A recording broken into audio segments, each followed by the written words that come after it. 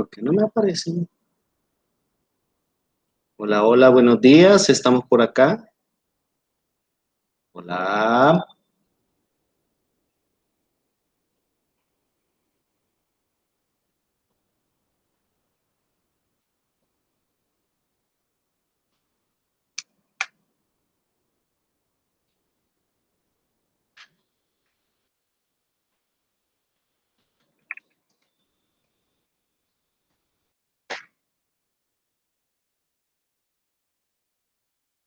Buenos días. Hola, buenos días. ¿Me escuchas? ¿Tú sí me escuchas? Bien. Hola. Sí se le escucha. ¿Sí me oye? Bien. Que veo que ya se han unido dos de tus compañeras, pero no me aparecen por acá. Entonces quiero ver. Ah, ya apareció José. Buenos días, Josabet. ¿Sí me oyes? Josabet, ¿me oyes? ¿No me oyes? ¿Cómo que no me oye?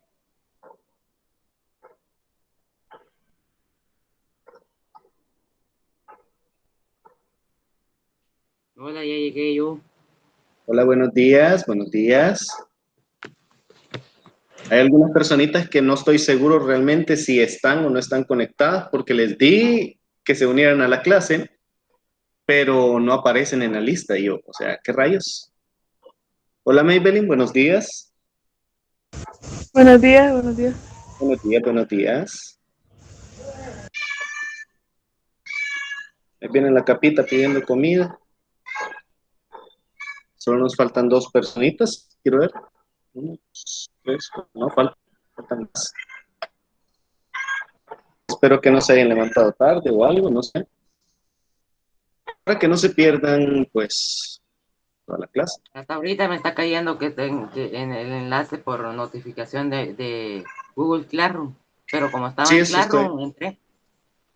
Mejor. Es que no sé por qué pasa ahorita. Las notificaciones para el correo tardan un poquito, en cambio en Classroom caen casi automáticamente. Entonces, no No, en sé Classroom, qué en sucede. Classroom me cayó tarde. Otro bug entonces, qué raro. Bueno, quiero ver, nos falta todavía, ¿quién nos falta? Ambos Christophers, bueno, los tres Christophers. Diego creo que está por acá, sí, aquí Son está. dos. Ah, sí, son dos. Ya voy a ver a cuál le tengo que dar en la nuca. Y en la lista. A Christopher Moral. Por eso es que aparecen dos Christopher Morales, uno con el nombre completo y otro con el incompleto. Al incompleto le vamos a dar en la nuca.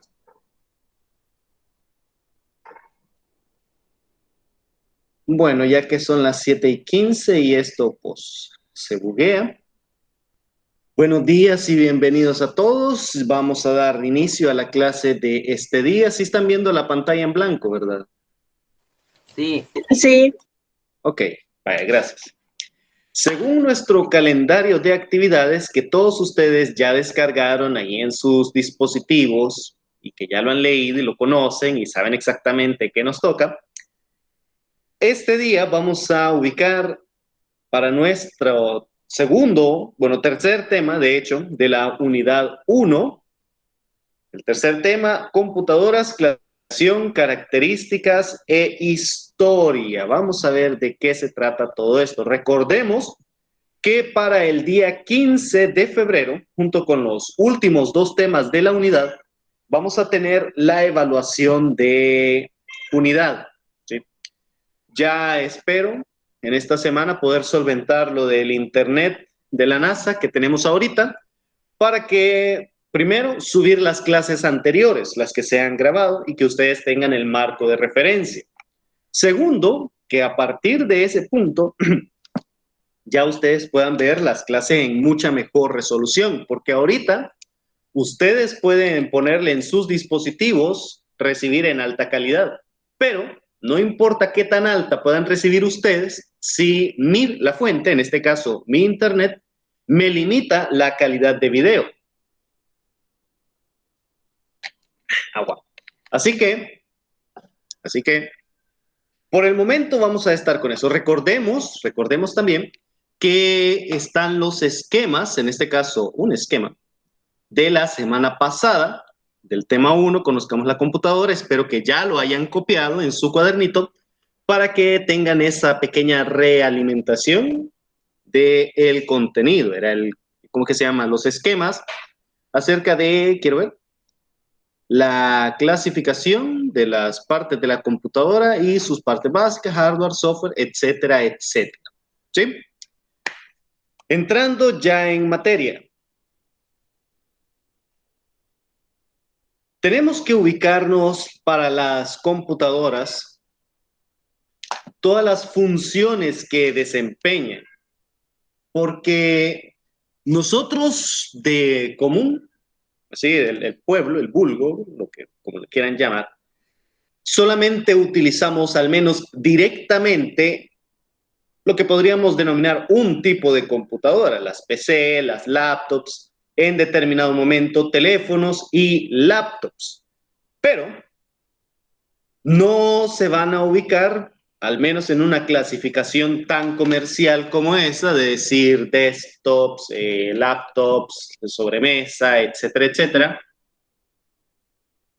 sino que las computadoras es todo un universo muchísimo más allá del consumo comercial del que nosotros formamos parte.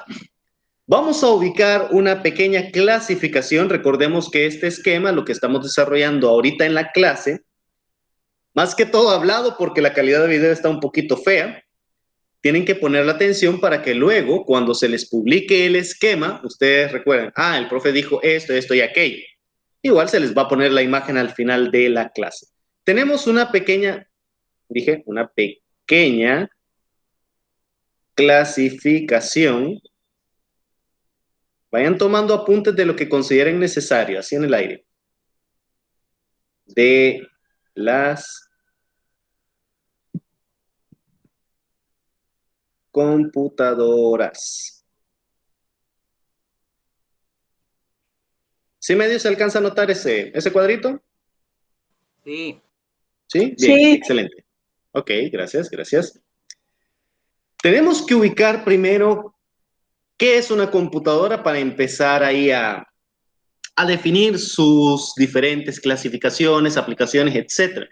De acuerdo a lo que nos dice la RAE, el diccionario de la Real Academia de la Lengua Española, computadora es toda aquella máquina electrónica, atención acá, analógica o digital. Me está colocando 3 aspectos. Dotada de una memoria de gran capacidad y métodos de tratamiento de la información. Capaz ¿de qué? De resolver problemas matemáticos y lógicos mediante la utilización automática de programas informáticos. Repito acá, por si alguien quería anotar ese pequeño concepto, que igual lo va a tener en el video y en el esquema al final de la clase. Máquina electrónica, analógica o digital, dotada de una memoria de gran capacidad y de métodos de tratamiento de la información, capaz de resolver problemas matemáticos y lógicos mediante la utilización automática de programas informáticos. Permítanme, quiero ver. Una consulta, mi voz no se oye así como duplicada. Un poquito. No. A mí no. Bueno, que tengo 2 micrófonos ahorita, voy a desactivar uno. ¿Ahora sí se me oye normal? Sí. ¿Por lo menos más nuevo? Bien. Gracias. Ahora, en base a esa pequeña definición, máquina electrónica, me pone ahí las 3 dimensiones, electrónica, analógica, digital, etcétera, podemos establecer la primera de las categorías, ¿sí? ¿Dónde está el lápiz? Aquí está. Según construcción.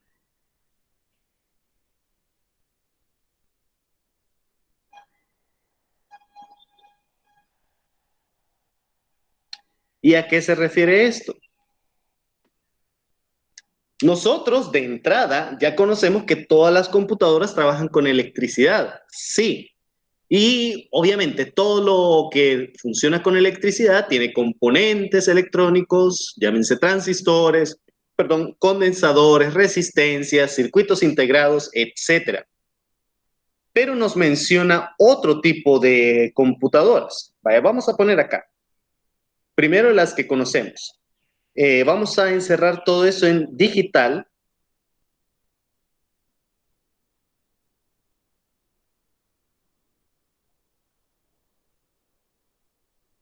Ya tengo mi primera división. Y tengo del otro lado las analógicas.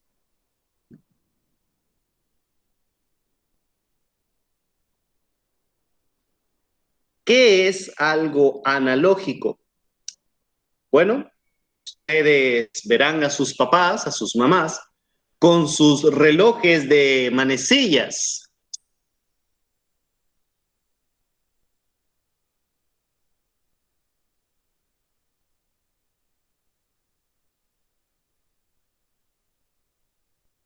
Abstracción al nivel de las computadoras, computadoras digitales, electrónicas o eléctricas, son todas las que nosotros conocemos, las que utilizan la electricidad y la modificación de esta para obtener, procesar, modificar información.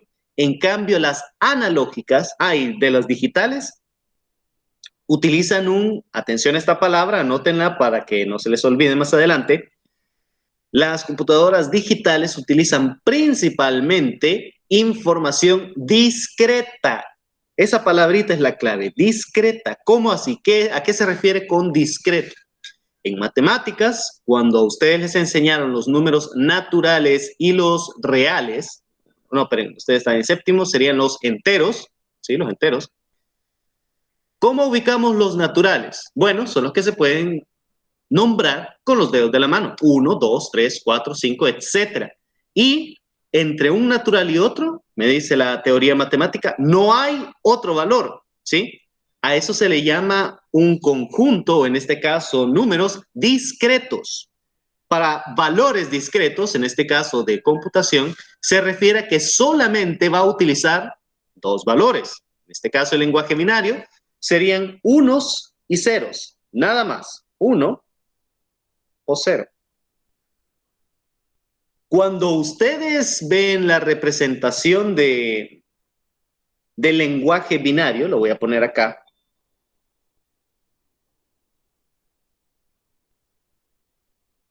El lenguaje binario, son valores discretos.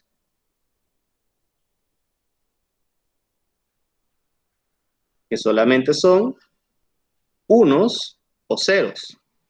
Les decía que cuando ustedes ven la representación de la información, de los caracteres, hay algo que a lo mejor ustedes han escuchado, el código ASCII. ¿Qué es el código ASCII? Simplemente la representación de los caracteres alfanuméricos, o sea, los números, letras y símbolos que nosotros utilizamos en el lenguaje, con su equivalencia en código binario, hexadecimal u octal. Ahí hay un montón de bases de numeración, pero digamos para el binario. Yo, para representar, por ejemplo, qué sé yo, digamos la letra A en binario, tengo que ubicar una serie de 8 caracteres, 8 ceros y unos. ¿Cuáles serían? De acuerdo al código ASCII, tengo que escribir para la letra A, la computadora va a entender 0, 1, 0, 0, 0, 0, 0, 1. Esa es la letra A en código ASCII, en binario. Para la letra, qué sé yo,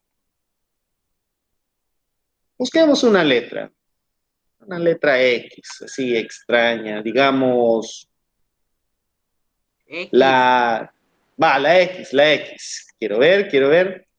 Todos estos códigos no me los puedo. O sea, no soy máquina para leer en binario. Estoy viendo una tablita que ya se las voy a compartir más adelante. La X, ya se me trabó esto. Se bugueó. Ah, te buguees. Aquí está. La X me dice que es. ¿Dónde está? Vamos. Aquí está.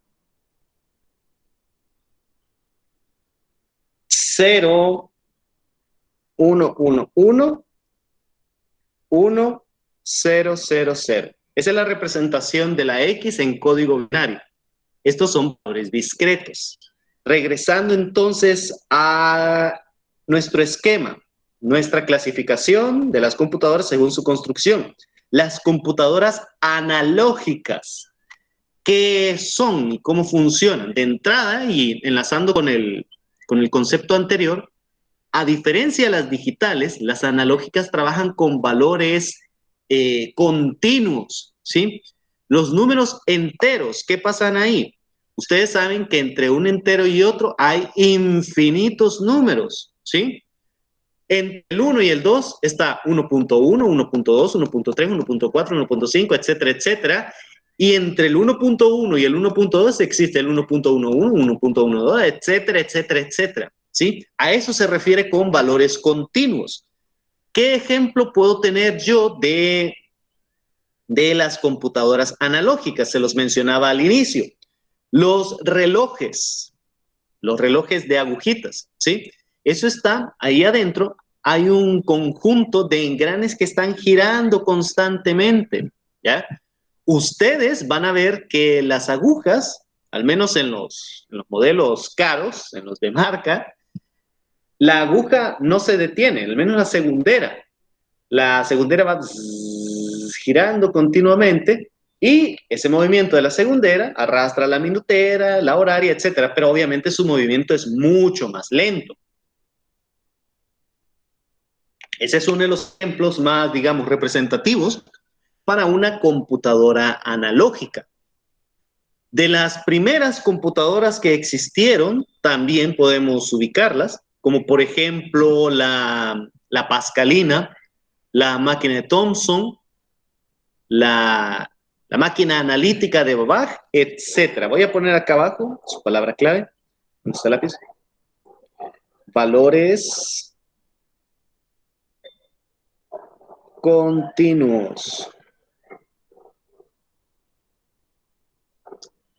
Otro ejemplo de computadora analógica, pongámoslo a un nivel mucho más simple, ¿sí? ¿Quiénes de ustedes tienen carro? No me lo respondan, no me lo respondan, es una pregunta retórica. Los que tienen carro, o por lo menos han estado ahí junto a su papá, su tío, etcétera, viendo el tablero del carro, podrán observar ¿cómo que se llama? Los medidores, ya sea de gasolina, ¿cómo que se llama? De la batería, etcétera, todo eso, todo eso. Al menos en varios vehículos aún modernos, muchos de esos tableros son analógicos, o sea, tienen engranes y otros dispositivos que, les hace mover ahí la agujita. Son más que todo dispositivos mecánicos.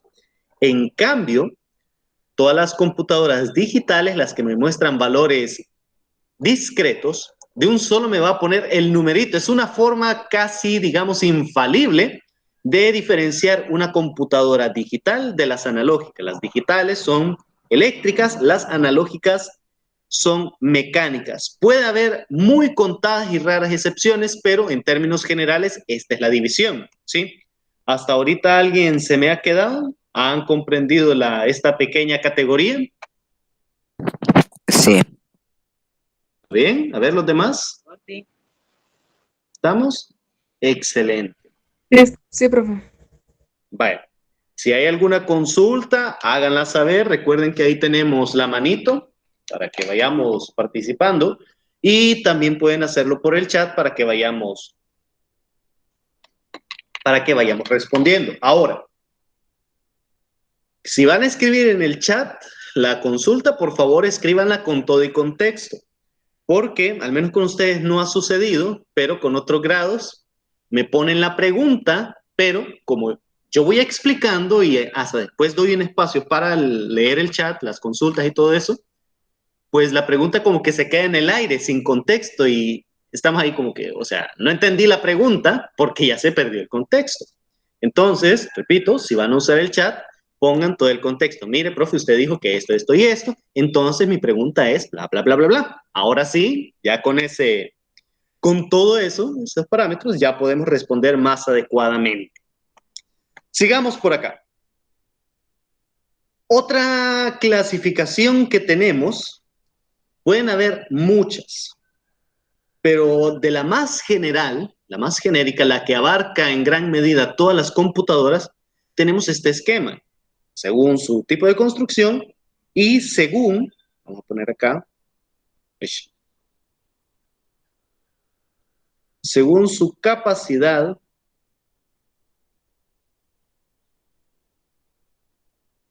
de procesamiento. ¿Qué me puede decir alguien? Que si son i7, i3 y lo que sea, más o menos, pero no va enfocado tan directamente a sus componentes internos, sino a algo llamado su arquitectura, ¿ya? De estas computadoras, de esta categoría, podemos ubicar principalmente tres. Las supercomputadoras, lo voy a hacer con otro color, para que no se me confunda ya y para que se vea más bonito, que se vea verde.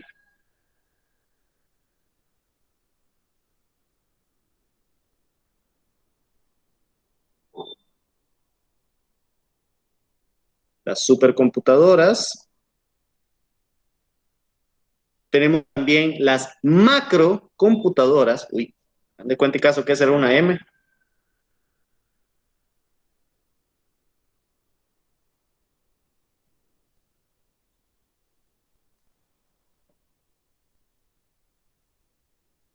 De caso que son líneas rectas. Y las microcomputadoras.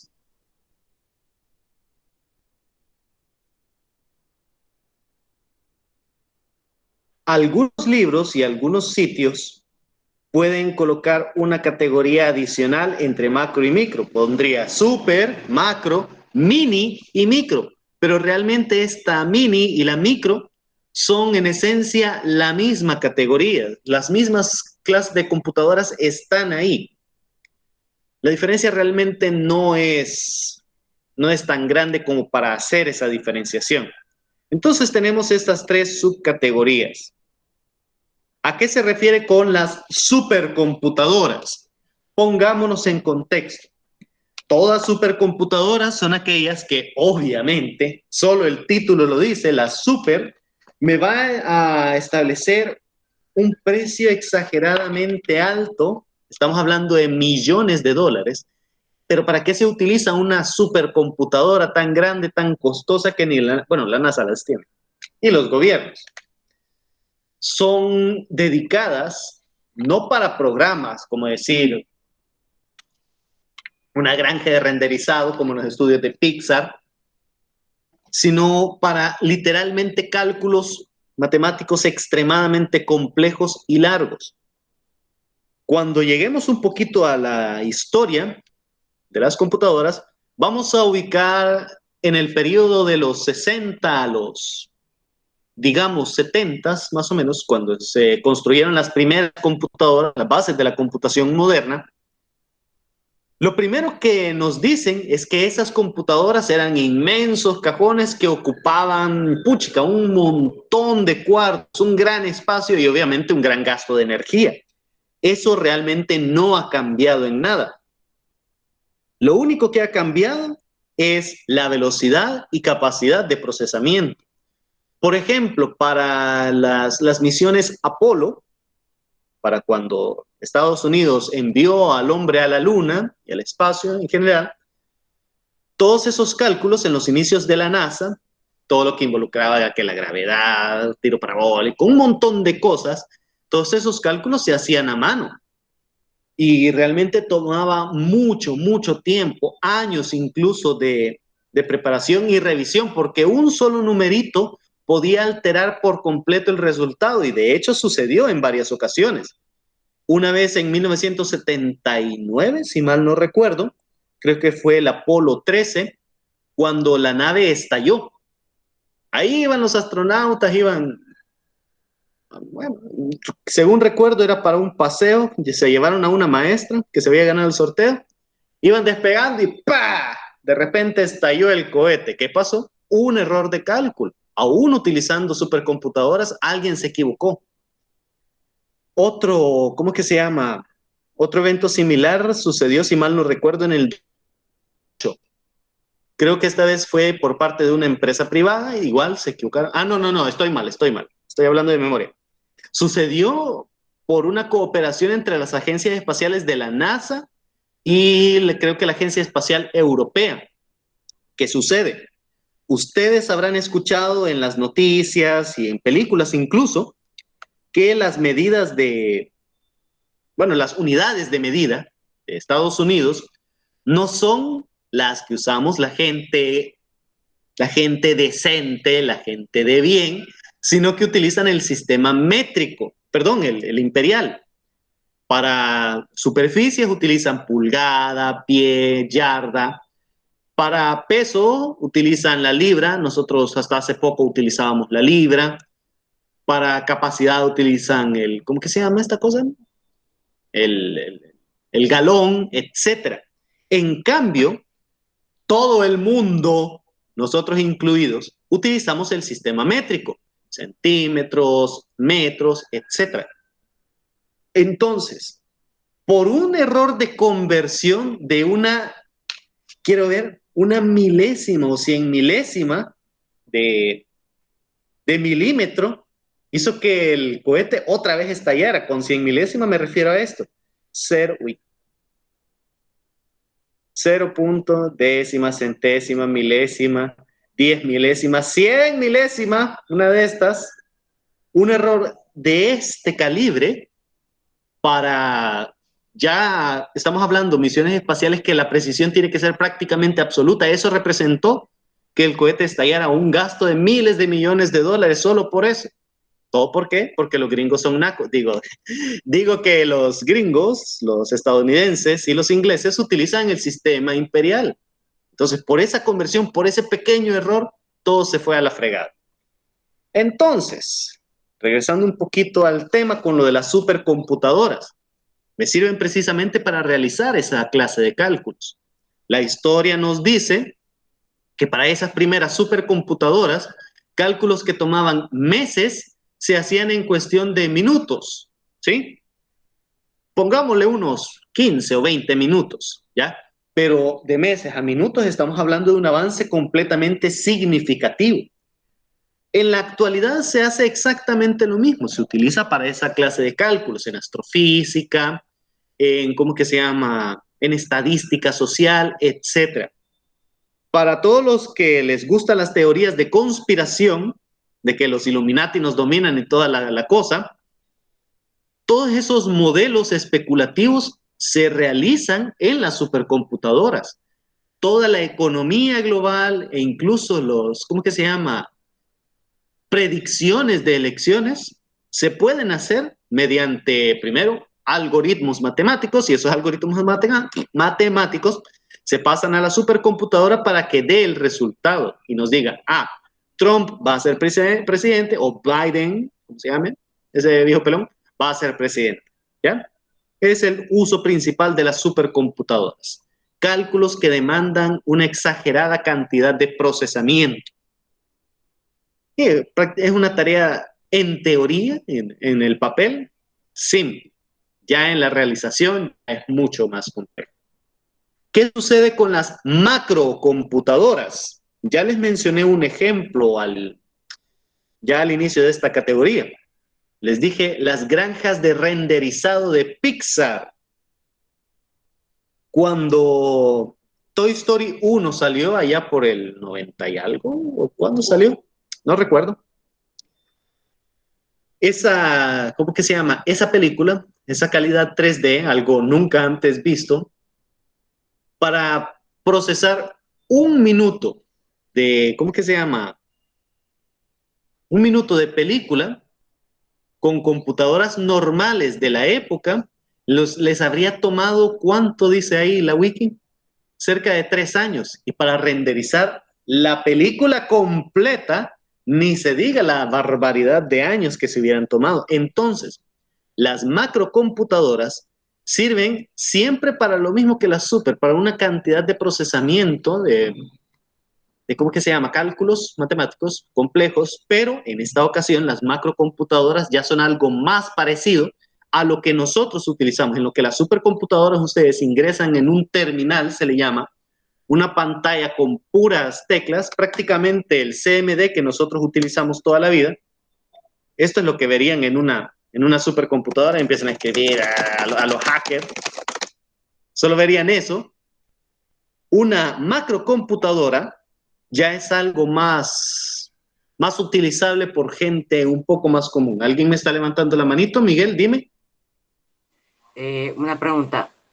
Pregunta. Se supone que las macrocomputadoras son prácticamente lo que viene siendo una supercomputadora, solo que son como más baratas, pero son más lo que nosotros usamos, ¿verdad? Exacto, es algo más parecido a lo que nosotros usamos. Pero, de igual forma, el costo es elevado, en lo que las supercomputadoras cuestan miles de millones de dólares. Una macrocomputadora cuesta, ¿qué? $100,000, 250, etcétera. Es algo relativamente, así entre comillas, más accesible para empresas y para personas individuales. ¿Cuál es uno de los usos, aparte de ese de Pixar y de la industria del entretenimiento, el uso más significativo y digamos, el de la palabra clave acá en las macrocomputadoras? Los servidores de Internet, ¿sí? Se dice, según nuestro concepto base, que las macrocomputadoras, conectan un gran número de usuarios acá simultáneamente, el manejo de grandes bases de datos, ¿ya? Para el caso de un servidor web, digamos el de Facebook, en los servidores de Facebook que están regados por todo el mundo, pero principalmente en Estados Unidos, ¿qué se almacena? Bueno, ven toda la información de ustedes, ¿cómo que se llama? Los datos, la edad, dónde se conecta, cuánto tiempo se conecta, todas las fotografías, etcétera. Y son los encargados de proporcionarles la página, ¿sí? El acceso al sitio, sus contraseñas, todas las aplicaciones relacionadas, sus dispositivos de seguridad, etcétera. Para el caso, vamos a ver, de los servidores de Amazon, por ejemplo, quienes ya hayan comprado en Amazon o hayan ingresado al sitio, ¿qué es lo que van a ver? En su sitio web, el montón de productos, las listas, una base de datos, ya cuando en segundo año de bachillerato, vean qué son las bases de datos, van a ubicarse que son nada más listas de elementos relacionadas entre sí. Por ejemplo, una base de datos muy sencilla, en el caso acá del colegio, la base de datos de alumnos. Otra base de datos siempre acá en el colegio podría ser la nota de cada alumno, ¿sí? Por materia, por grado, por sexo, por edad, etc. Todas esas listas independientes se van relacionando entre sí para conformar esa consulta, esa base de datos, ¿ya? Entonces, en Amazon, ustedes ven la lista de productos organizados según categoría, según precio, según fabricante, etcétera, ¿ya? Y el servidor, la macrocomputadora, se encarga de ofrecerle a cada terminal, a cada visitante del sitio, lo que está buscando de acuerdo a sus preferencias, ¿sí? Supercomputadoras, palabra clave, procesos de gobierno. Macrocomputadoras, palabra clave acá, servidores web. ¿Qué pasa con las microcomputadoras? Pues aquí sí, ya es el nivel que nosotros manejamos. Nuestras laptops, nuestras computadoras de escritorio, etc. De acuerdo a la definición, son simplemente las computadoras de uso general, ¿ya? Lo que acabo de mencionar, las laptops, ¿cómo que se llama? las desktop, me cuesta esa palabra, y, ¿por qué no?, también nuestros teléfonos celulares. Recordemos algo que les mencionaba la semana pasada, sí, creo que fue la semana pasada, una analogía entre la capacidad de cálculo de un teléfono de hoy, un Android 4 incluso, comparado con la computadora del Apolo 11, la que llevó al hombre a la Luna. Es mayor la capacidad de cómputo de un teléfono que la de esa nave. ¿Cuál es la diferencia? La aplicación, ¿sí? Porque en todo lo que el teléfono tiene un montón de aplicaciones, etcétera, etcétera, no está la capacidad al 100% al servicio de un objetivo, como era el caso de la, ¿cómo que se llama esta cosa? La computadora del Apolo 11, que estaba dedicada exclusivamente a realizar los cálculos de inclinación, de órbita, de manejo de las ¿cómo que se llama? De las turbinas, etcétera. Así que, técnicamente, alguien con conocimientos suficientes en electrónica podría adaptar un teléfono para realizar una función así. Entonces, ya tenemos acá una pequeña clasificación de las computadoras de acuerdo a esos criterios, según construcción, según capacidad de procesamiento. Pero el esquemita no termina acá, todavía no. De las microcomputadoras todavía podemos hacer otra división. O sea que esto se va a ir más para abajo, el de las micro. Voy a hacerlo en una página diferente. Pero ustedes saben que esto continúa.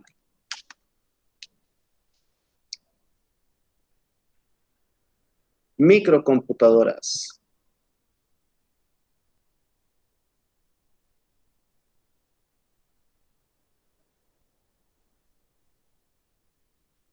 Uy, ande caso que era una línea recta.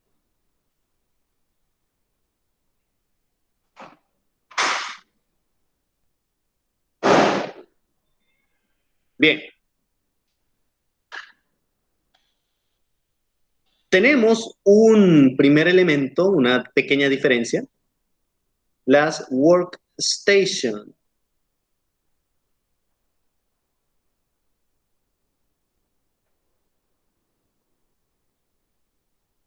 ¿Qué son las workstations? Simplemente son computadoras con características relativamente elevadas, y estas, al igual que la computadora del Apolo 11, como que me gusta esa computadora, cada rato la menciono, están dedicadas a una función específica, están optimizadas para un trabajo. ¿Alguien levantó la manito por ahí? ¿Quién fue? Yo. Significa Sí. estación de trabajo. Estación de trabajo, workstation, estación de trabajo. Muy bien. Un ejemplo claro de las workstations son, por ejemplo, vuelvo al ejemplo de Pixar, todas las computadoras que se utilizan para el diseño y renderizado, bueno, las del renderizado son aparte, pero sí para el diseño de los personajes, ¿ya? Aquí hay una división bastante interesante. Dentro de las workstation, ¿dónde está el lápiz? Aquí está. Dentro de las workstation podemos encontrar aquellas que son, voy a utilizar esta palabra, completas. No, voy a utilizar otro término. Cliente completo.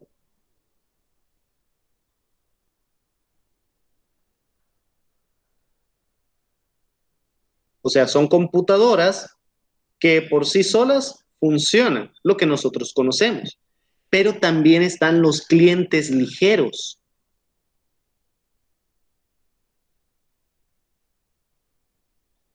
Incluso, bueno, ya les voy a hacer aquí la aclaración. ¿Qué es un cliente ligero? Acá en el colegio, yo he configurado una de las computadoras. Ustedes aún no han tenido la oportunidad de verlo, pero ya primero Dios, cuando regresemos, pues, lo van a observar. He configurado una computadora, un cajón, un CPU, para que funcione como si fueran dos completamente independientes. ¿Cómo es eso? ¿Qué clase de brujería es esta? Yo le he conectado a un solo CPU dos monitores, dos teclados y dos mouse. Cada monitor, cada juego de monitor, teclado y mouse es independiente del otro. Es como si fuera una computadora completamente distinta, pero ambas conectadas a un solo dispositivo. Eso es un cliente ligero, es uno de tantos ejemplos. Son terminales, recordemos esta palabra que se la voy a estar recordando a cada rato. Un terminal es el conjunto de teclado, mouse y monitor, el que se puede trabajar como si fuera una computadora completa. Y esos terminales están conectados a un servidor central, que es el que les da acceso al sistema operativo, los programas, etc. Hay infinidad de categorías de clientes ligeros, esto es lo que les mencionaba. El que se le llama tradicionalmente cliente ligero, que es una cajita, es una computadora pequeña, la cual por lo general no tiene disco duro o tiene uno de baja capacidad. Tiene una RAM bastante pequeña, la necesaria, incluso de 512 megas. Todo el que sepa de computación sabe que ahorita, en la actualidad, 2021, una computadora con 512 megas, pues hasta el teléfono tiene mejor capacidad. Pero, aquí está el detalle, los clientes ligeros no son los que llevan la carga de trabajo, sino que es el servidor. El cliente ligero lo único que hace es conectarse a dicho servidor por varios medios, llámese una interfaz de red, llámese USB, hay muchas formas, y solo le da al usuario las herramientas necesarias para trabajar, porque incluso los clientes ligeros ahora se les puede colocar Windows 10 y ustedes trabajan en Office, navegan en Internet, etc. Obviamente en un cliente ligero no pueden realizar tareas que sí puede hacer un cliente completo, un workstation. No pueden renderizar, no pueden editar video, olvídense de eso porque es una carga muy pesada. No pueden tampoco jugar, qué sé yo, Fortnite, etc. Minecraft sí porque es un juego relativamente ligero, pero X. También están los clientes cero. ¿Por qué cero? Porque esos sí no tienen nada de nada más que el monitor, el teclado y el mouse, ¿sí? Toda la carga de procesamiento se la lleva el servidor. En el caso de los clientes ligeros, se lo dividían. Digamos un 25%, 20 a 25% el cliente y el otro porcentaje, 80, 75, 80% del servidor. En este caso de los clientes cero, el 100% de la capacidad de procesamiento la tiene el servidor, ¿sí? Esto es útil, digamos, un caso muy extremo, un ciber, que no quieren gastar o simplemente están así un poco codos, que no quieren invertir mucho, ya tienen esa técnica, el de los clientes ligeros. Compran una sola computadora de capacidades, mamacita la computadora.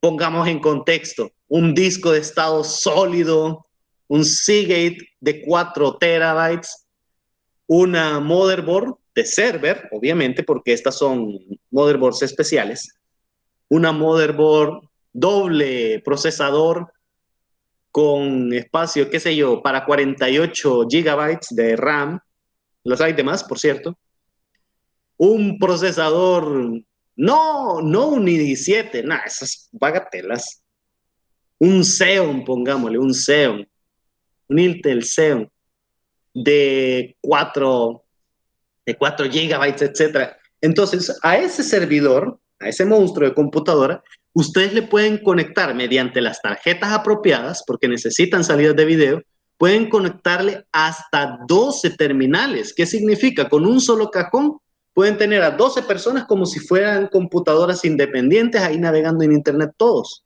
tranquilamente, ¿sí? No me vayan a robar la idea del ciber. Ok. Hasta ahorita estamos claros con esta pequeña división, microcomputadora, workstation y clientes. ¿Todo bien? ¿Todo correcto? Todo bien. Sí. Lo que me alegra. Y yo que me Sí, alegro. profe. Muy bien, estamos. De acá, pasando del lado de los workstation, tenemos también todo lo que se denomina IBM PC. Vamos a hacerlo un poquito más lejos, para que se vea la diferencia. IBM PC. ¿Por qué IBM si mi marca de computadora es, qué sé yo, HP? Una exageración. Se pone IBM PC porque ese acrónimo, PC, Personal Computer, fue el estándar que IBM desarrolló en los finales de los 70 y todos los 80. Para ese entonces habían exagerada cantidad de computadoras y ninguna era compatible entre sí. Entonces, IBM, como el gran fabricante que era y en ese entonces tenía el monopolio, dijo, nosotros queremos diseñar una computadora que sea compatible todo, ¿sí? Y entonces, bueno, desarrollaron su IBM PC, pero todos los demás fabricantes vieron que esa computadora era buena y hacia lo chino dijeron, vamos a copiarla. Y empezaron ahí a copiar el diseño y la mayor cantidad de computadoras de ese entonces se les llamaba clones porque eran una copia del IBM PC, ¿ya? Ese estándar fue el que se multiplicó y dado que en ese entonces IBM era el que mandaba y también Bill Gates les vendió Microsoft, es por eso que ahora todos utilizamos Microsoft, curiosamente. Todas las computadoras son compatibles, ustedes hacen un programa en una computadora y si se lo pasan a su amigo, ese programa ténganlo por seguro que va a correr por la misma cuestión de compatibilidad. En cambio, en ese entonces no era así. Hacías un programa en una computadora, se la llevabas a tu amigo y si tenías suerte y si las computadoras eran del mismo fabricante, tal vez podía correr. Tenía que ser exactamente el mismo modelo de computadora para que ese programa pudiera funcionar. Entonces, por eso es que se pone acá el acrónimo IBM PC. De acá podemos hacer la división, la que ya conocemos. ¿Dónde está el mouse? Aquí está. Voy a hacerlo con otro color. Voy a hacerlo azulito. Las desktop, las computadoras de escritorio y las laptop. Una subdivisión bastante chabacana, porque realmente lo único que cambia es el factor de forma, o sea, el tamaño. Uy, hagan de caso que esa era una línea recta.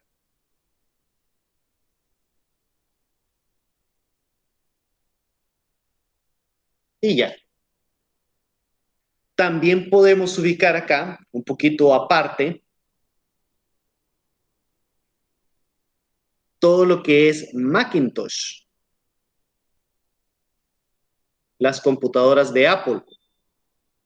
¿Por qué no las coloco, para el caso, junto con las desktop, las IBM PC? Porque toda la arquitectura de Macintosh es completamente diferente a un IBM PC. La diferencia está en que, ¿cómo se llama este fulano? ¿Cómo se llamaba? Steve Jobs y Steve Wozniak eran ingenieros electrónicos. Ellos diseñaron desde cero la computadora. No es como la historia de IBM y Microsoft, que Bill Gates era un programador informático. Aquí no. Para los productos Apple, ellos diseñaron todo, desde el hardware, todo el dispositivo y el software. Aquí está la diferencia y es por eso que al menos en ese entonces, digamos, toda la época de Steve Jobs, los productos Apple eran de una calidad excepcional, ¿sí? IBM, para que todas las IBM PC, las computadoras personales de esa época, alcanzaran las características de calidad que tenían las Macintosh, tenían que pasar 10 años, solo para ponerlo en contexto. Una de las primeras, de hecho fue la segunda, no, perdón, la tercera. La tercera computadora que fabricó Macintosh, la Apple II. Esa computadora nos atreveríamos a decir que duró en Estados Unidos tanto en ventas como en uso, ya sea por personas y por instituciones, casi 10 años. La fabricaron, si mal no recuerdo, en 1982. Fue de las primeras computadoras en integrar el mouse, en, ¿cómo que se llama?, ofrecer un sistema operativo gráfico, porque en aquel entonces los sistemas operativos eran basados en puro texto, ¿ya? No existía nada como ventanas, iconos, el mouse, etc. No, eso solo la tenía la Macintosh en aquel entonces. Y algunas computadoras empresariales, las Xerox, por ejemplo, que eso estaba fuera de discusión para las personas, valían miles de dólares. La Macintosh para ese entonces, por una pila de Bill Gates, no se le puede decir otra cosa, porque era mero chalado, estaba todo loco, costaba $666.66, pueden buscarlo. Eso fue un capricho de él, nada más, ese precio. Pero eran más accesibles al público en general. Entonces, por eso es que tengo acá la diferencia entre las IBM PC y las Macintosh, ¿ya? Una última categoría, que la voy a hacer un poquitito más abajo, nomás porque ya no cabe aquí, pero esto va a la par. Todos los dispositivos móviles. Y aquí, obviamente, podemos ubicar, lo voy a poner en otro color, verdecito, todo lo que se llame Android, todo lo que se llame iOS, todo lo que se llamaba BlackBerry,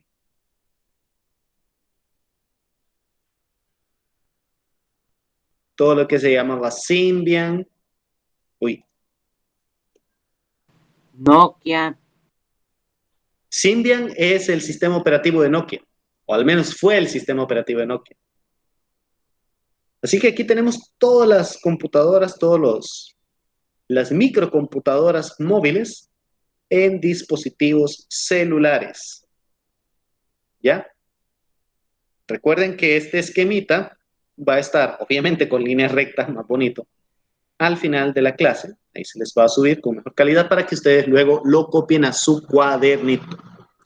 Hasta ahorita tenemos alguna consulta, ¿todo bien? ¿Todo correcto? ¿Nadie se me ha perdido en la explicación? Excepto Julio, que medio acaba de venir. Bienvenido, Julio. Ya luego tendrás el video para que lo repases, todo lo que te perdiste. ¿Quién me dijo que se perdió por ahí? ¿Hola?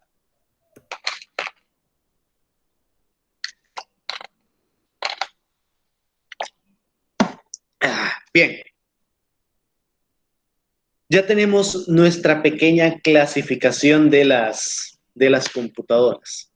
Esto es solo la clasificación. Nos falta aún la historia.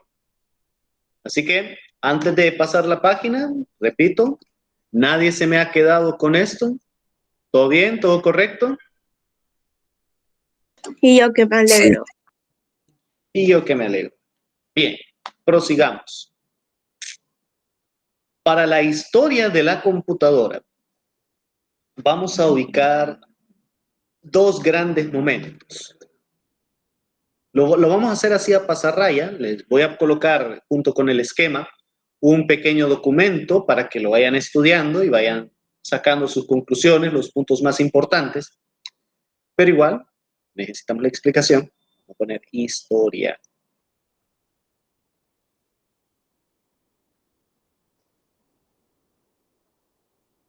De las computadoras.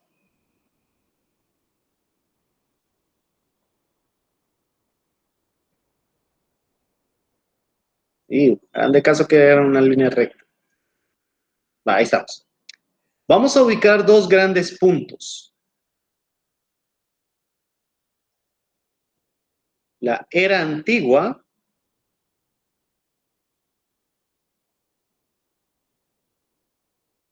Madre Santa. Y la era moderna.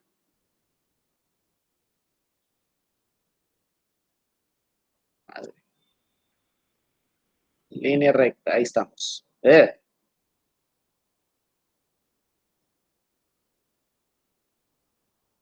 Oye, dentro de la edad antigua, la era antigua, ¿cuáles son los puntos más relevantes que podemos ubicar?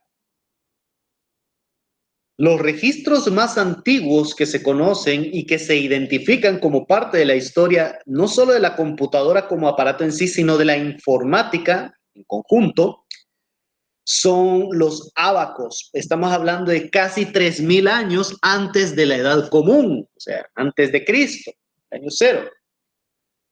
Encontramos los primeros ábacos, me dicen los documentos, me dice la historia, en Mesopotamia y Sumeria, ¿sí? Todos conocemos los ábacos, esas rejillas, un montón de varillas, y dentro de las varillas, más bien alrededor de ellas, un montón de chibolitas que vamos ahí moviendo para representar de manera abstracta cantidades, ¿sí? Entonces, ese ábaco es el que ha sentado, primero, principios matemáticos como el proceso de llevar. Cuando ustedes hacen una suma y dicen, qué sé yo, ¿dónde está el lápiz? ¿Dónde está el lápiz? Aquí está. Dicen, por ejemplo, 28 más, qué sé yo, 14. 8 y 4, 12. Pongo 2 y llevo 1. Ese procedimiento para el ábaco, ¿qué es lo que se hace? Al menos en el modelo chino, lo voy a dibujar así un poquito a la brava, a lo feo. En el modelo chino del ábaco, tienen acá arriba una serie de 2 chibolitas. Y aquí el resto de chibolitas, 9 o 10, si mal no recuerdo. Entonces, este proceso de llevar, ustedes hacen aquí la cuenta, ponen las chibolitas que correspondan, ponen en la siguiente columna una chibolita que les recuerda, les indica que tienen una unidad ahí pendiente para el siguiente cálculo. 1, 2 y 1 serían 4, etc. Entonces, para las computadoras mecánicas, este problema que aparentemente es tan sencillo en el ábaco fue un problema bastante complicado de resolver, ¿ya? Y toda esa lógica desarrollada en estos tiempos fue lo que inspiró a los que construyeron las computadoras sucesivas. Me voy explicando. ¿Dónde está el borrador? ¿Dónde está el borrador? ¿Dónde está el lápiz? Aquí está. Aquí vamos. Luego del ábaco, ¿qué podemos ubicar? Aparte de las diferentes versiones que existían a lo largo del mundo, para el caso de los chinos se llamaba Xuanpan. Para los, ¿cómo que se llama? En Grecia había una versión un poco chabacana. Era la tabla salamis, ¿sí? En el cual no habían, ¿cómo que se llama? Rejillas, así como en el ábaco chino, sino que era una mesa con unas rayitas en las cuales ustedes iban colocando los guijarros. Los incas y los mayas, por ejemplo, tenían el Nepohualtzin. Luego los incas no era un ábaco en sí propiamente dicho, sino que era un sistema con el quipú, era un montón de pitas con nudos, literalmente, ¿sí? Ellos entendían. Tristemente ese conocimiento se perdió con la conquista, cómo es que utilizaban eso del quipú como medio de comunicación y de cálculo. Utilizaban eso, el quipú, junto con el yupana, que era una cosita de barro con un montón de espacios rectangulares en donde iban colocando, de igual forma que la tabla salamis, los guijarros para representar cantidades. Vaya, digamos, este cuadrito que está abajo representa el 1, este cuadrito que está un poquito más arriba representa el 5 y así sucesivamente. Entonces, siempre en la era antigua, luego de ese pequeño, ¿cómo decirlo? Ese punto de referencia y todos los demás procesos matemáticos, lógicos, etcétera, podemos ubicar dos grandes momentos. Primero, el desarrollo de los números arábigos y toda la matemática aritmética algebraica desarrollada por los árabes en ese entonces y los indios, los hindús, todas las, ¿cómo que se llama? El proceso de los logaritmos de Napier y de Henry Briggs. Tenemos también para esa época, estamos hablando cerca de 1600, la regla de cálculo, que es una regla de cálculo. Ustedes la ven como que fuera una regla normal, pero adentro, en medio, hay una reglita que se va deslizando y tienen un montón de numeritos. Esa regla de cálculo les permitía a ustedes realizar sumas, restas, multiplicaciones, divisiones, sacar raíces incluso. Habían algunas reglas de cálculo muy grandes que les permitían una precisión de hasta, quiero ver, décima, centésima, milésima, una 100 milésima, ¿ya? En el cálculo. Esa tecnología, esa regla de cálculo, esos dispositivos, se construyeron en base solamente, fíjense bien, a toda ese pensamiento lógico y matemático.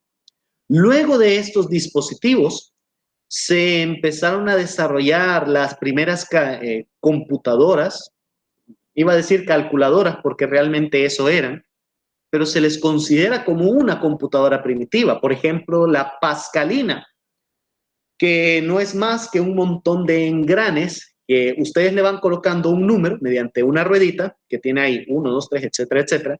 Las van a ir regulando. Luego con una manivela empiezan a girarla una cantidad determinada de veces para que en un espacio me ponga ahí el resultado. Tenía un video por ahí de eso, de la Pascalina, pero YouTube está bien meco y lo borraron por cuestiones de derecho de autor, así que se lo voy a buscar de nuevo, nomás para que vieran cómo funcionaba la Pascalina. Luego tenemos otras invenciones similares, como la máquina analítica de Babbage, ¿cómo que se llama? La calculadora de Thomson, la Curta, aunque esa fue un invento de más de la Segunda Guerra Mundial, pero entra dentro de esa categoría de calculadoras mecánicas, ¿sí? Microcomputadoras. Eso es en la edad antigua. Luego, la otra categoría que podemos y que vamos a ubicar, la edad moderna, aquí se va a hacer una diferencia por generaciones, que es lo que ustedes pueden encontrar en los diferentes libros y páginas de internet. Son 6 generaciones que van muy estrechamente relacionadas con los desarrollos tecnológicos de la era. La primera generación, que su punto clave, las computadoras que se desarrollaron en esa época, fueron construidas en base a relés. Quiero ver algún dispositivo que tengamos en la casa, de los que tengan computadora, el regulador de voltaje, el UPS. Ustedes escuchan, por ejemplo, que cuando hay algún bajón de luz, la cosa suena. Que algo hace clic por ahí. Ese es uno de los relés. Entonces, quiero ver otro ejemplo que tenga relé. Algunos refrigeradores tienen un relé también. Casi no suena en los modernos, pero en los viejitos sí. Que estaba el refrigerador, la gran bulla del motor, y de repente sonaba un clic y se apagaba. Ese es el relé. Entonces, les decía, esas primeras computadoras, como por ejemplo la Mark I y la ENIAC, estaban construidas con relevadores. También el siguiente paso, referente a la tecnología de esa primera generación, eran los tubos de vacío. ¿Qué es eso? Para fines prácticos, para que se hagan una idea, un tubo de vacío no es nada más que un foco, pero no los focos que ustedes conocen de esos halógenos de vapor de mercurio, sino que como los foquitos de Navidad, solo que mucho más grandes y con una forma toda extraña. Esos tubos de vacío tienen un filamento en la parte interior y un montón de rejillas que al ponerle corriente, al calentarse, emiten una serie de electrones. Dependiendo de la cantidad de electrones que capte esa rejilla y que se emitan, así van a ser las propiedades eléctricas de ese bulbo, y es lo que les permitía a las computadoras de ese entonces realizar los diferentes cálculos. Luego, en la segunda generación, y por cierto, otra de las características de esa primera generación es que los datos se ingresaban mediante switches o tarjetas perforadas, ¿ya? Luego vinieron las cintas magnéticas y los dispositivos de almacenamiento, pero X. En la segunda generación, ¿qué tenemos acá? Ya empieza la electrónica. En la primera generación era electricidad, nada más. No podemos hablar de electrónica. sino pura electricidad, encendido o apagado, ¿ya? Porque todo eso, así trabajaba. Luego, acá les decía, para la segunda generación, que estamos hablando de los 60, se comenzaron a desarrollar los transistores. ¿Qué es un transistor? Es uno de los componentes electrónicos, que permite o impide el paso de una pequeña corriente electrónica en base a un voltaje determinado.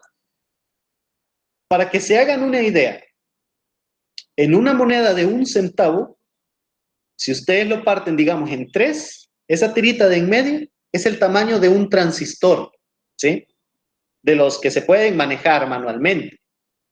Y un bulbo, ¿cómo que se llama? Un tubo de vacío de la época de los 50, 40, 50, es poquito más grande que un Huawei Y5, pongámoslo, o que un iPhone 4, ¿ya? Así de grandes eran los tubos. Imagínense el salto tecnológico que permitió ese transistor.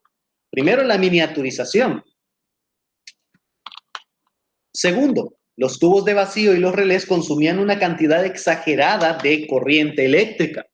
Los transistores necesitan una centésima o en algunos casos una milésima de ese voltaje, así que el ahorro de corriente por lógica también era considerable. También para esa segunda generación tenemos el desarrollo de lenguajes de alto nivel. ¿Qué es eso? Los lenguajes de programación se dividen en dos. Los de bajo nivel, que es así como el código ASCII, puros ceros, unos, etcétera, se le llama lenguaje de máquina. Y los lenguajes de alto nivel, que son los que están acá en esta segunda generación. ¿Qué es un lenguaje de alto nivel? Es todo aquel en el cual usted no utiliza ese lenguaje de máquina, sino comandos más parecidos al lenguaje cotidiano, obviamente en inglés, porque todo se ha desarrollado en inglés. Es como que usted le escriba a la computadora, print, imprimir, comillas, hola mundo, y ya. ¿Qué va a hacer? Perdón, la computadora, print, va a imprimir en pantalla, va a poner ese mensaje, hola mundo, hola mundo, hola mundo, hola mundo, y ahí se va a llenar la pantalla de todo eso. Entonces, esa es la diferencia. Algunas de las computadoras representativas de esa época, la computadora Atlas, la Philco, la Univac, etc. En la tercera generación, ¿qué vamos a ubicar? Vamos a encontrar ¿cómo que se llama? Los primeros circuitos integrados monolíticos, que es digamos, una miniaturización aún más a una escala micro de los transistores. En lo que un transistor normal puede medir unos 5 por 10 milímetros, aquí ya estamos hablando de milésimas de milímetro, ¿sí? Luego, para la cuarta generación, están los microprocesadores, una tecnología más avanzada de los circuitos monolíticos. La quinta generación ya es el desarrollo de software. Y la sexta ya son todos los aspectos modernos, teléfonos, internet, etc. ¿Estamos claros hasta acá? ¿Todo bien? ¿Todo correcto? ¿Nadie se me ha quedado con la explicación? Todo bien. Sí, todo está bien. Excelente. Todo bien, profe. Me parece. Bien. Vamos a dejar hasta acá lo de informática y nos vamos a pasar un poquito a las actividades de artística. Si se recuerdan, la semana pasada les había dejado una pequeñita tarea en la cual ustedes tenían que hacer un margen, una plantilla, ¿sí? Espero que ya lo hayan hecho, porque este día vamos a ubicar la primera tarea. Uy, ¿qué pasó? Ahí está. Va. Vamos a cambiar la cámara.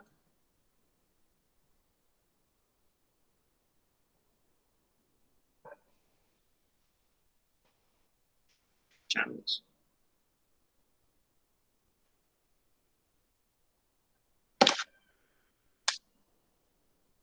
Va, recuerden que deben dejar el espacio de 2 centímetros. Acá yo lo estoy marcando así todo feo para que se ubiquen. Y luego el margen de otros 2 centímetros en todas direcciones. ¿Sí? ¿Dónde está mi otro plumón?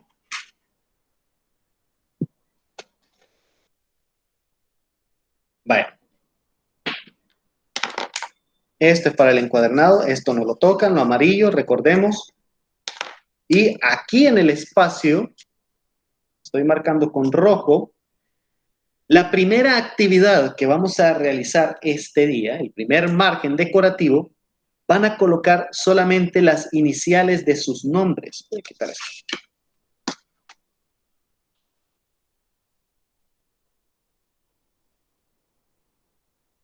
Si el niño se llama Pedro, Pablo, Pérez, Pereira, entonces solo voy a poner P, guión, P,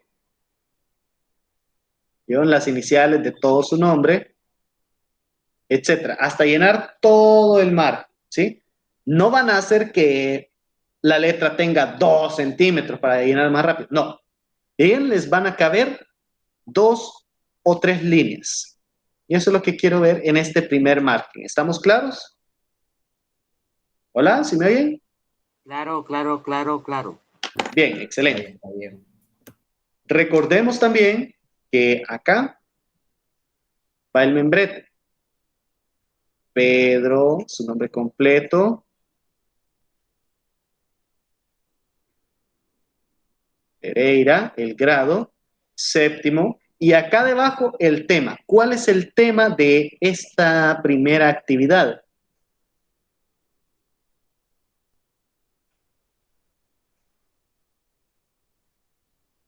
Así como se alcanza a ver, centangles. Con Z, centangles. ¿Qué vamos a hacer? Vamos a poner esto recto. En el espacio de trabajo vamos a ubicar cuadrados de 3 centímetros.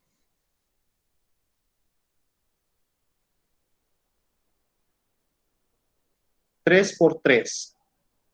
Tienen que distribuirlos para que quede parejito. Vamos a ubicar estos cuadros de 3 centímetros. Recordemos que debajo tienen la plantilla rayada para que todo les quede rectecito, muy bonito. Y con plumón, recordemos,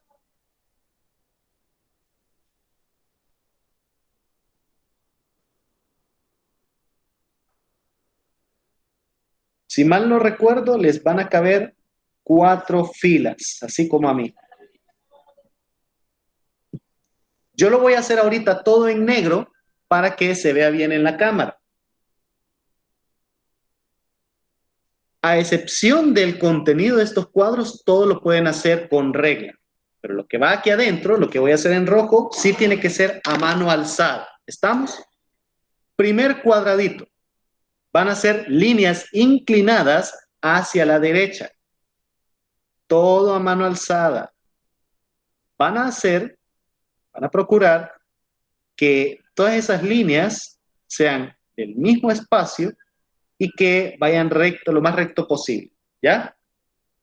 Segundo cuadradito, lo mismo, pero hacia la izquierda. Nada de regla, todo a mano alzada. El objetivo es que vayan soltando ahí su trazo. Tercer cuadrito, líneas horizontales. Aquí pueden ir cambiando el color cuadrito a cuadrito. Este puede ser rojo, este azul, este, qué sé yo, verde, morado, etc. Traten la manera de buscar colores que son, ¿cómo que se llama? Que son fuertes, visibles, ¿ya? Estos patrones los van a repetir en toda la primera página. Van a ser 2 planas, fíjense bien. Esta es la primera. Primer hoja. Esto en rojo. La segunda hoja, siempre aquí en el primero, lo voy a subir para que no se me confundan. En la segunda hoja vamos a hacer los siguientes patrones.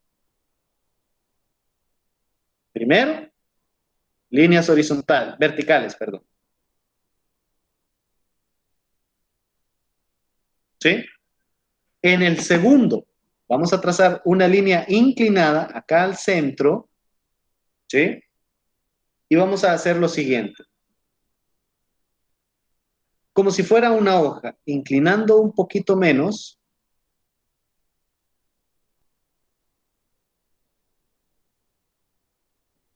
¿Sí? Para un lado. Para el otro, que coincidan todas las líneas. ¿Me explico? Tercer cuadradito. Mismo procedimiento, dirección opuesta.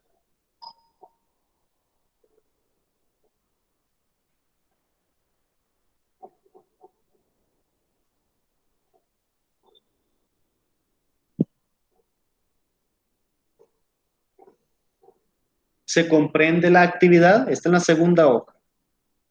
Sí, Todo esto en toda la hoja, a mano alzada. ¿Estamos claros todos? Sí. Niños, ¿sí? Vale. Sí. Bien. Excelente. Repito la actividad, nomás por si acaso. En la primera hoja, los 3 cuadritos hacia lo largo, inclinado. Sí.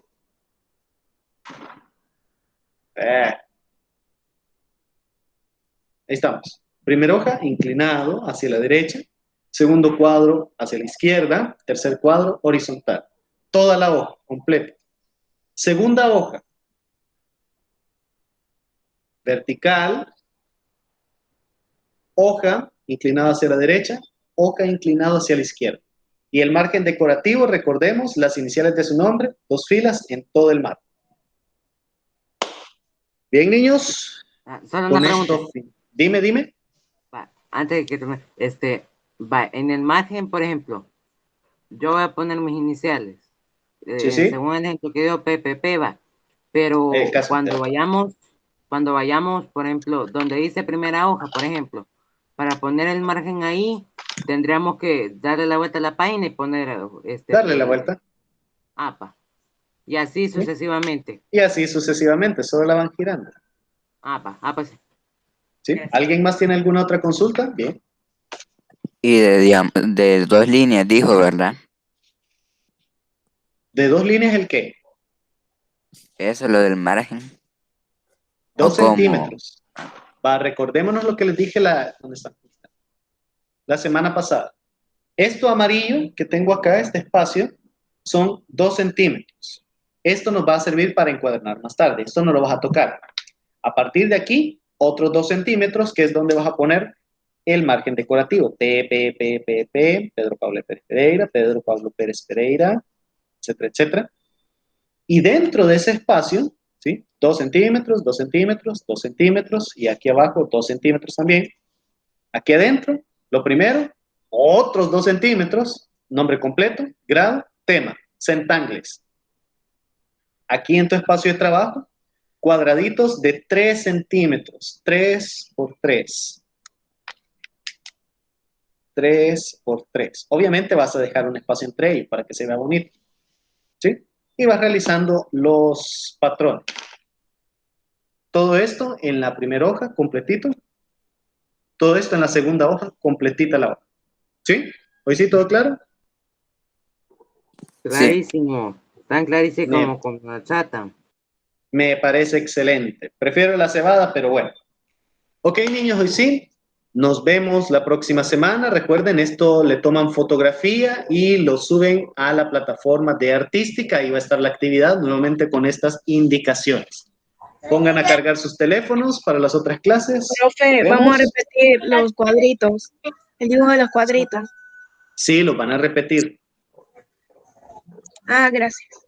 Bueno, ahí estamos. Nos vemos. Feliz tarde, feliz día, feliz mañana. Adiós, profe. Adiós. Nos Adiós, vemos. profe. Nos vemos la próxima semana. Bye. Adiós, Gracias. profe. Adiós. Nos vemos. Au.